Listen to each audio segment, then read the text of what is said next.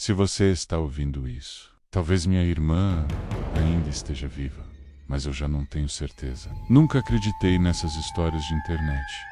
CT Além, realidades paralelas, jogos proibidos. Tudo parecia invenção de gente entediada. Até o dia em que minha irmã, Helena, me ligou chorando às 3 da manhã. A voz dela estava estranha.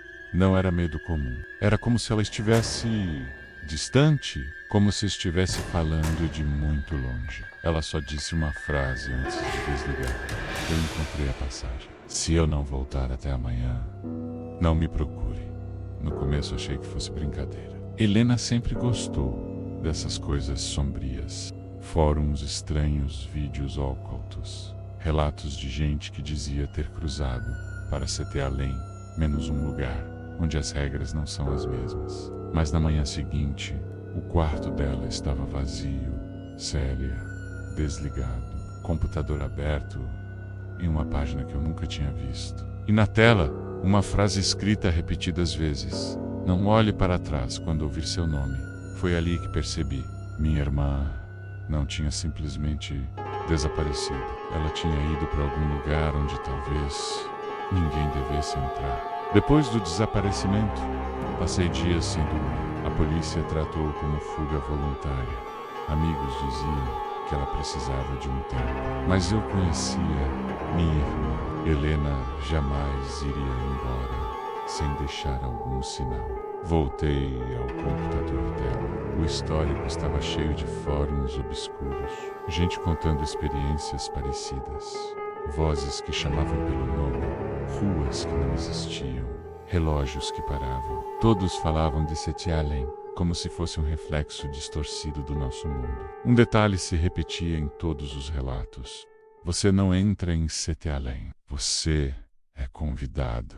Em um dos posts, alguém descrevia exatamente o que Helena tinha escrito no monitor, palavra por palavra. Aquilo gelou meu sangue. Continuei lendo até encontrar um comentário recente, postado poucas horas antes do desaparecimento dela. O nome do usuário era H7 e a mensagem dizia: se sua irmã passou pela passagem, ela ainda pode ouvir você, mas só até o terceiro sinal. Não explicava o que era o terceiro sinal. Naquela noite, enquanto eu lia aquilo no quarto dela, ouvi algo que fez meu coração parar. Alguém sussurrou meu nome. Não veio da rua, não veio do corredor. Veio de dentro do quarto.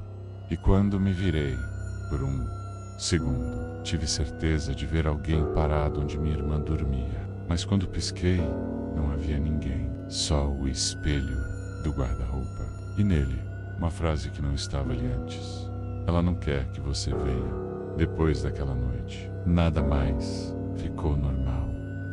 O espelho foi a primeira coisa que cobri, mas não adiantou. Mesmo sem olhar diretamente, eu sentia que algo do outro lado sabia que eu estava ali. Comecei a ouvir sons dentro de casa que não faziam sentido. Passos no teto, batidas vindas de portas que eu não tinha.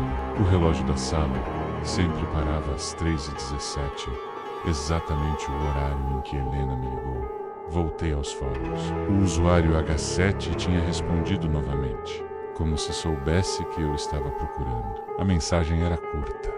O segundo sinal é quando o lugar tenta te substituir. Na mesma hora, meu celular vibrou. Uma mensagem da minha mãe. Você chegou bem? Vi você entrando em casa. Eu estava sozinho no quarto. Não tinha saído o dia inteiro. Corri até a janela. A rua estava vazia, mas o reflexo no vidro mostrava alguém atrás de mim. Alguém com o mesmo formato do meu corpo, só que parado de um jeito errado, com a cabeça levemente inclinada, como se estivesse me estudando. Fechei os olhos, contei até 3. Quando abri, o reflexo sorriu.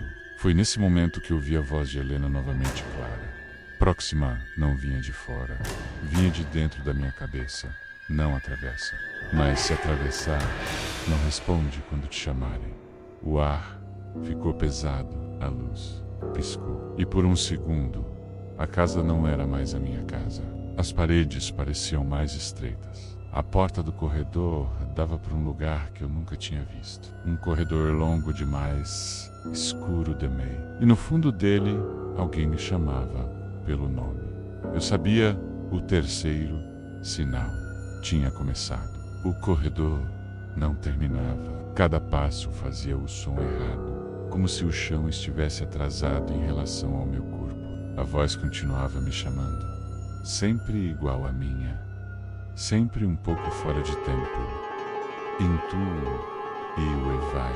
Helena estava parada no meio do corredor, ou algo que parecia ela. Os olhos fundos, a pele pálida demais, como se a luz não a alcançasse. Ela sorriu quando me aproximei, mas o sorriso não subiu para os olhos. Você veio. Eu pedi para não vir. Perguntei por que ela não voltava. Ela demorou a responder. Quando falou, a voz veio duplicada, como um eco atrasado. Porque quando você sai, algo entra no seu lugar. Foi aí que entendi. Sete Além não sequestra pessoas, ele troca. Ela me contou que atravessou, achando que poderia voltar. Mas cada vez que tentava, o mundo rejeitava. As portas levavam para versões erradas da nossa casa. As pessoas tinham olhos vazios. E o tempo não obedecia. Eu já não lembro como é estar inteira. Atrás de mim, ouvi passos. Não me virei. Ela começou a chorar. Se você ficar, eu posso ir. Foi a única vez que senti esperança e medo ao mesmo tempo.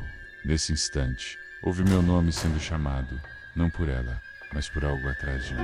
A mesma voz que me imitava. O terceiro sinal. Eu lembrei do aviso. Não respondi. Corri. Quando acordei, estava no meu quarto. Tudo parecia normal. O espelho limpo. O relógio funcionando. A polícia ainda procurando minha irmã. Mas às vezes eu vejo alguém no reflexo que se move um segundo depois de mim. E ontem minha mãe me perguntou uma coisa estranha. Filho, você sempre falou desse jeito. Eu não respondi. Porque se eu respondesse, talvez ele aprendesse a falar melhor. Eu juro, aquilo não era um cachorro.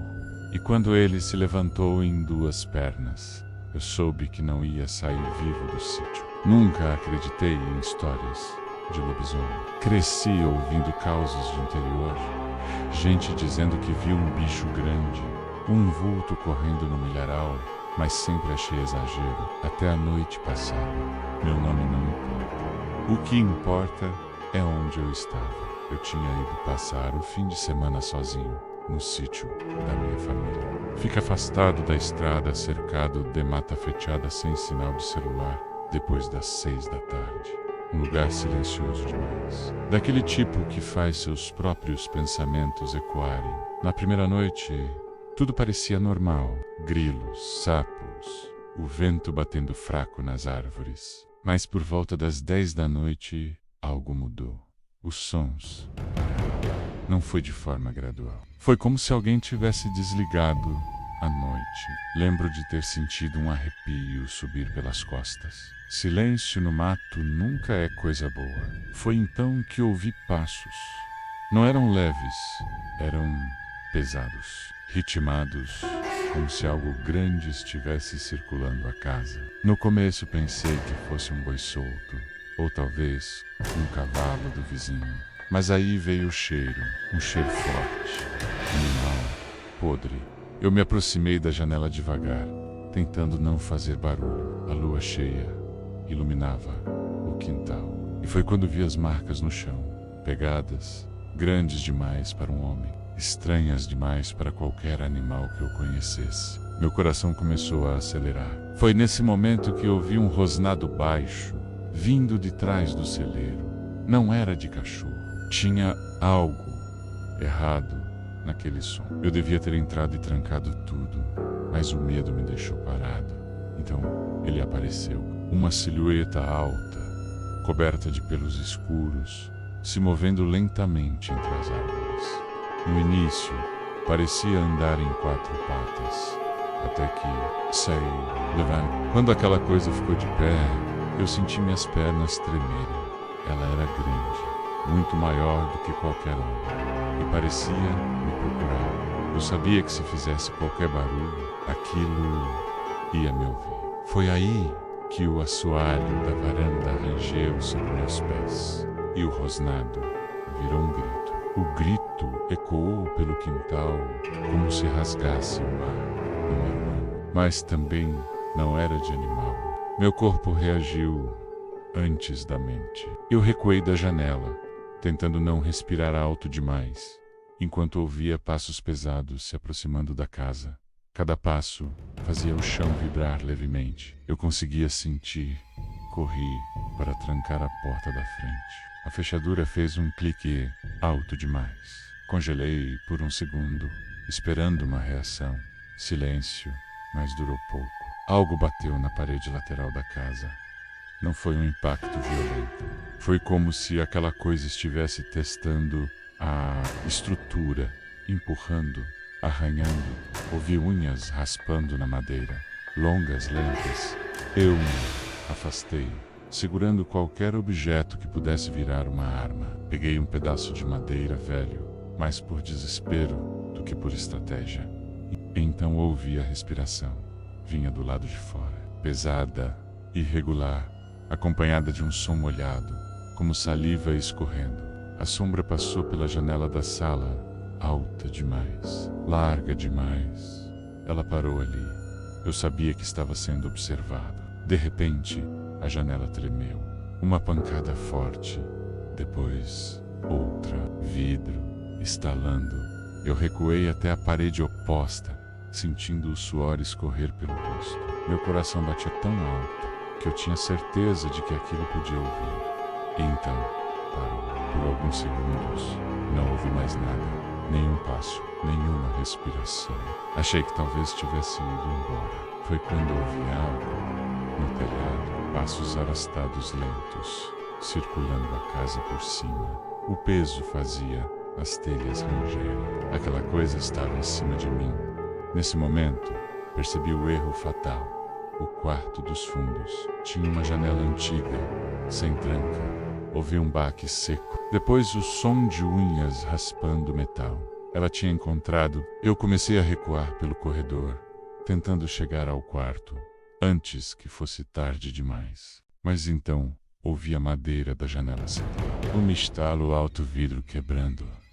E um rosnado agora, bem mais perto. O barulho da janela quebrando ecoou pela casa inteira. Cacos de vidro caíram no chão do quarto dos fundos, seguidos por um silêncio pesado, carregado. Eu parei no meio do corredor. Não tinha mais para onde correr. A respiração vinha de dentro do quarto. Agora, alta, ofegante, muito próxima.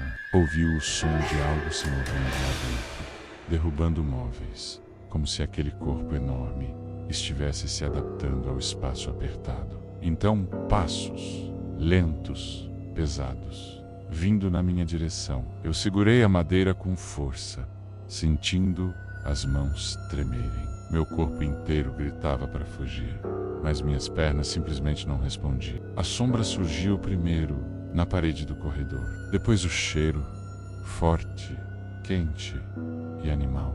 Quando ele apareceu por completo, meu cérebro entrou em colapso. Era um lobisomem. Não havia mais como negar. O focinho alongado estava manchado de sangue seco.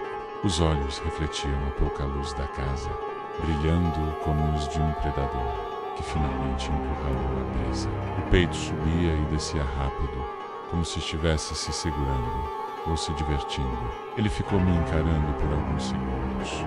Parecia me estudar. Então, falou. Não como um humano, mas também não como um animal. Um som grave, arrastado, quase como palavras tentando sair.